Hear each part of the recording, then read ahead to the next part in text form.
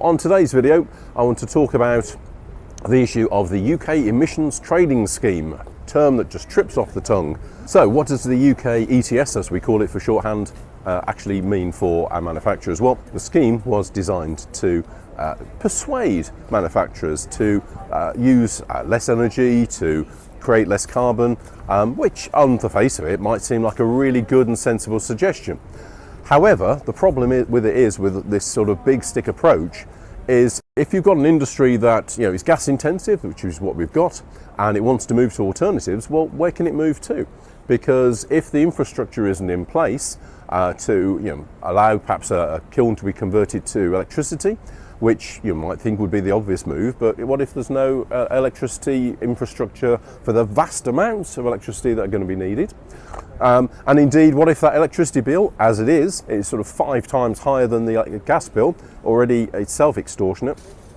Where's the incentive? Where's the positive pull to get you to change fuel? So you can't because you've got no technology, you can't because the infrastructure is not there. So at the same time as having a constrained alternative, we've got the situation that the government is hitting us with a bigger and bigger stick. Now, you might say, well, surely it's a good thing to get the industry to be decarbonised. We would agree. That's why the industry in the last decade alone has spent £750 million of its own money, not government resources, of its own money, on decarbonising. But it's pretty much done all that low-hanging fruit. It needs some government support if it's going to go anywhere else. But it also needs government to stop punishing us through the UK Emissions Trading Scheme and the like, where, quite frankly, all that's happening is our offshore competitors who don't care about these things. China is still building coal-fired power stations. India is still using coal-fired clamps to fire bricks.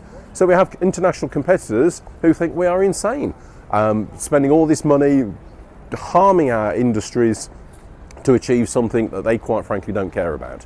So it's a simple ask of government. Yes, we will continue to make sure that we are as low carbon as we can be, but please, in the process, do not keep hitting us with an ever bigger stick.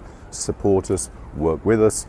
Otherwise, all we'll be doing is offshoring carbon and bringing products into the UK that are higher carbon than the ones that we can make here. So that's it for this episode. Hope you found it interesting. And please, if you're government watching, take a simple step. Help our industry, support us, work with us, don't harm us. Please join me for future editions and keep watching. Thank you.